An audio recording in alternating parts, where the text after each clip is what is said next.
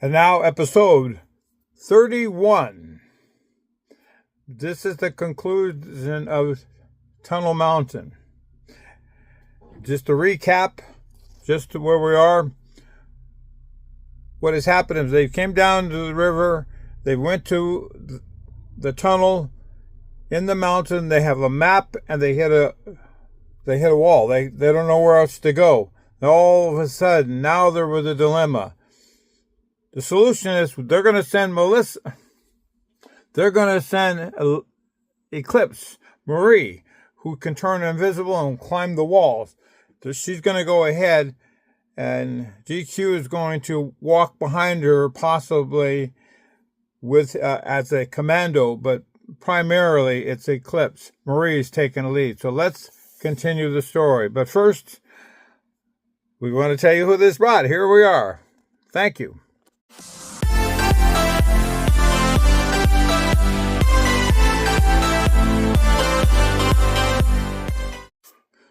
Okay, can't wait to get started. Bailey continues to grow uncomfortably as she can't help but notice the longing eyes of Christian, painting her with his attention with every vulnerable moment when Champ is not looking. The situation was starting to scare her. She knew this wasn't a game, yet she became even more frightened when Christian spoke of it as serious, too. After about 5 minutes, they hear a thud, and 2 ugly footprints manage to appear right in front of them. Then Marie becomes visible and gestures with them to follow her. With Bailey's flashlight shining on her, she holds her finger again to her mouth to make sure that all stay very quiet. After a few minutes, all notice the strong bath salts and the laughter of soldiers relaxing and cutting up after a day of brutal war practice. They slowly, single file, move past them until they get to another larger area. Again, the main entrance is again blocked. Christian says quietly, "Another roadblock. We'll have to hurry. We may be running out of time." "We need to split up," says Champ. "Exactly," says Marie with sureness. "We'll split up and return back here on this spot," says Christian. We'll split up and return back here on this spot," says Champ.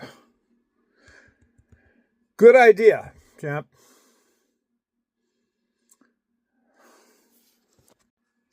"Why don't you and I go this way?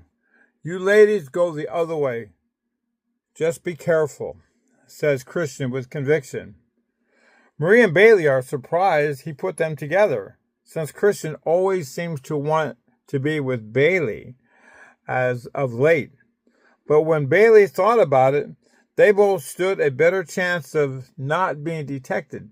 Bailey, as timeout, could run fast and freeze time, while Marie, as the Eclipse, could turn invisible, climb the walls, and create a blanket of darkness for any foe that she might encounter. Champ and GQ exit quietly to the girl's left as Marie takes a moment to remove a small stone deeply embedded into her foot. Bailey takes a closer look with her flashlight and manages to find that the small rock fragment has impregnated itself between her toes and gently removes it. After Maurice casts a moment of relief, Bailey's flashlight inadvertently shines on 2 full bottles of water and 1 empty one left behind, where Champ once stood. Marie notices that too and is concerned. Why were they left behind, and why is 1 empty? Marie and Bailey have no answer and can only assume that Champ didn't need it as they resume their departure in the other direction. The farther they go, they take note of the low-level lamps on the wall, and now allows them just enough light to see just a few feet ahead of them. Marie suddenly stops and puts her hand to her mouth and says in a whisper, "Mom, there's 2 small paths ahead. Do me a favor and stay here while I climb the ceiling invisibly and check it out. I'll be back in a few minutes." Bailey nods and says, "Okay, I'll sit over there along the wall in the darkness. When you return, make sure I can see you and wait." "Never mind. You'll see me," she reminds herself and concludes with a smile. "I will see you, Mom. You just stay safe in the shadows until I return," says Marie as she begins to climb the wall to the ceiling and without looking back turns invisible. After a few minutes, Marie hears the sound of voices and continues to move in that direction. She realizes that her invisibility will last only 5 minutes until it recharges, so they must be alert for dark spots in the ceiling to roost until she is ready to go again. As she moves swiftly to the ceiling above, she hears the sound of a slap and the sound of something falling. She next hears the echo sound of an angry man screaming unclear words. She considers leaving the area but looking for another path until she detects a second voice, and despite the echo, something sounds very familiar about it.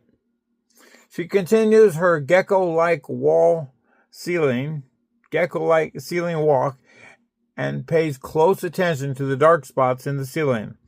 Her invisibility is going to come to an end at any minute, and it will be another 5 minutes before it can be recharged again and to use it. She moves with stealth and speed as she now sees the back of a man wearing dark clothes and the legs of another man on the ground, halfway sitting up, but still hidden from her view.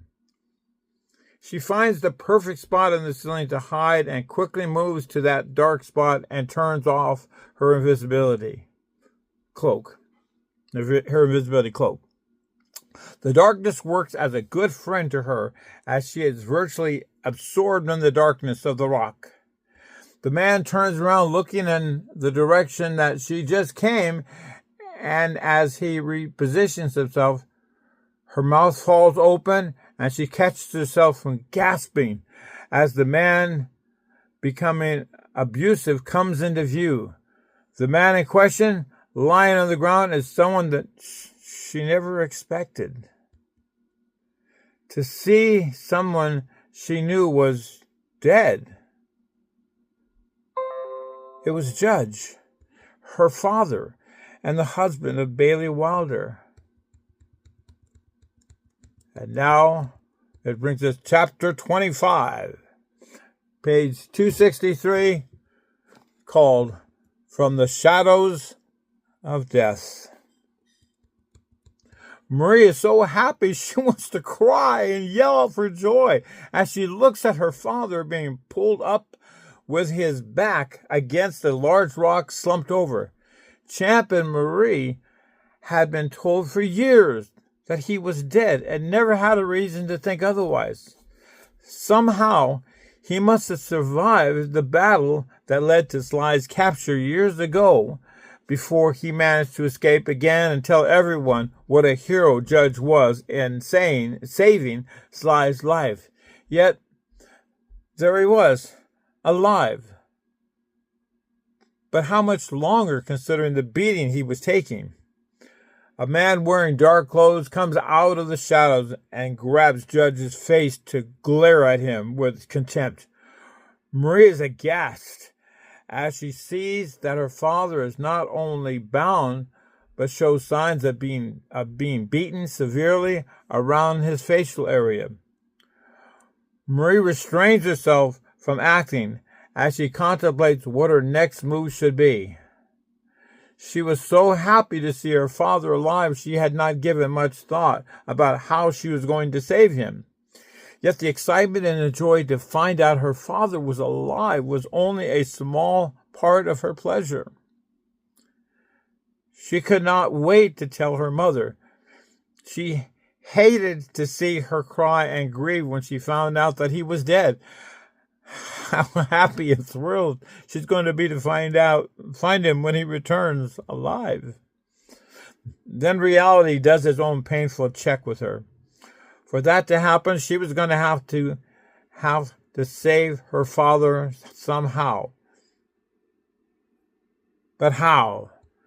She considers going back for Bailey, but a door opens and stays open, pushing a light beacon, illuminating a good portion of the ceiling and the entire wall where she would have to pass.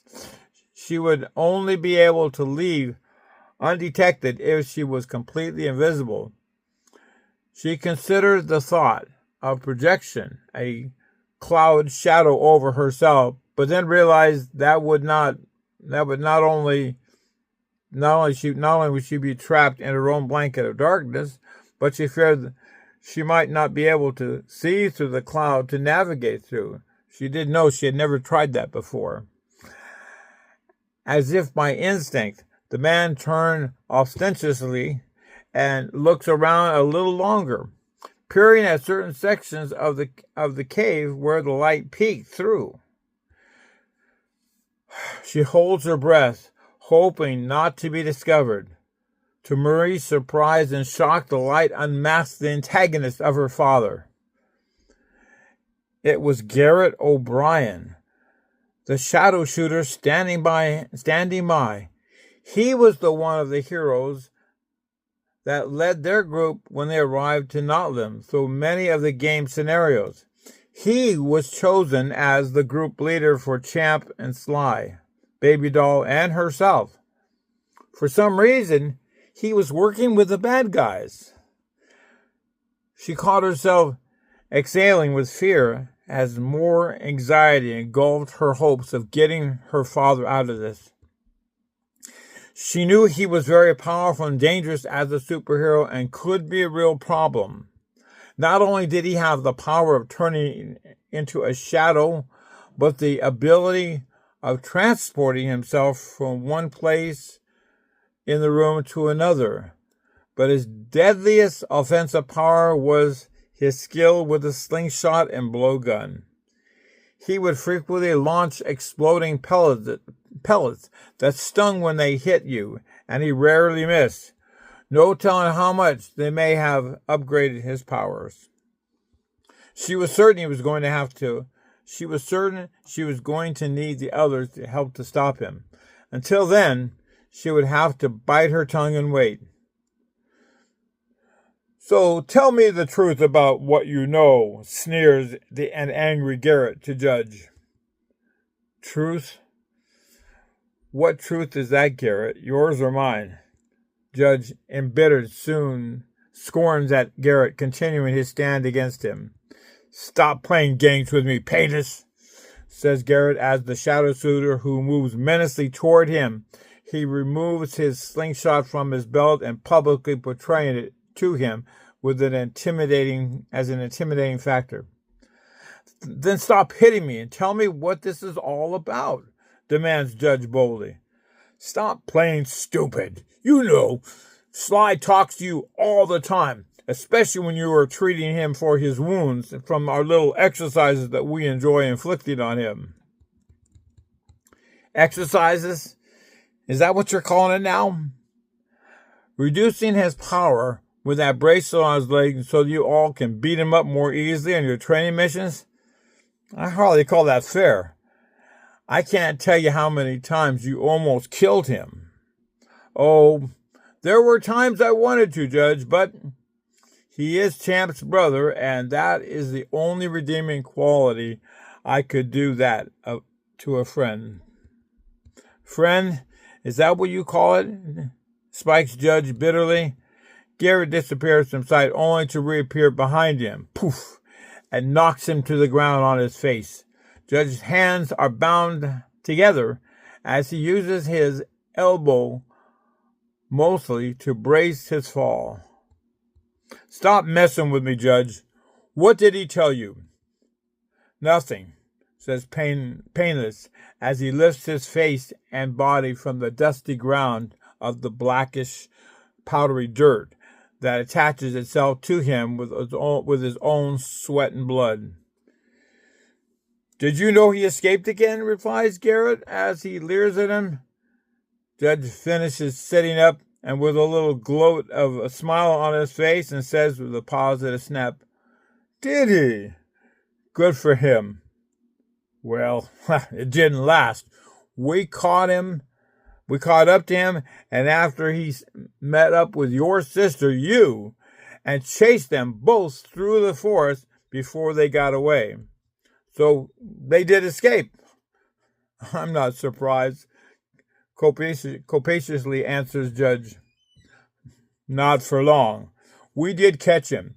Did you know how we caught him? Judge doesn't answer. Because they returned and broke into the war room and tried to steal something very important to us. We know you know Judge. He talks to you all the time. We need to know if he saw the secret documents and where are they going to be delivered. What documents would that be? Asked Judge, much like an interrogating officer who had been on Earth. I'm afraid that's confidential and highly classified. It's about the invasion, isn't it? It's about what you plan on doing to the Draths, isn't it? You people are sick. You know, asked Garrett with surprise. Painless smiles smugly and says, I do now. Garrett, as the shadow shooter, transports himself again and reappears to Judge's left and slaps him across the face, sending him to the ground. Pick him up, demands Garrett as the two other men that Marie had not seen comes out of the back end of the cave and drags him to the center sitting position and lays him up against a large rock. The men take a few steps back and assume a guarding position. Garrett, what do you really want? Why are you asking me all these stupid questions? If you have Sly in custody, then why don't you ask him? Asks Judge as he spits out his mouth, spits of dirt and manages to cling to the corner of his mouth. Because you can't ask a dead man anything, says Garrett. Judge emboldens his eyes with fury and with a shaking voice. You killed him? And that's where we stop. Episode 31. Episode 32 will continue. Stay tuned, because much to come is waiting for you.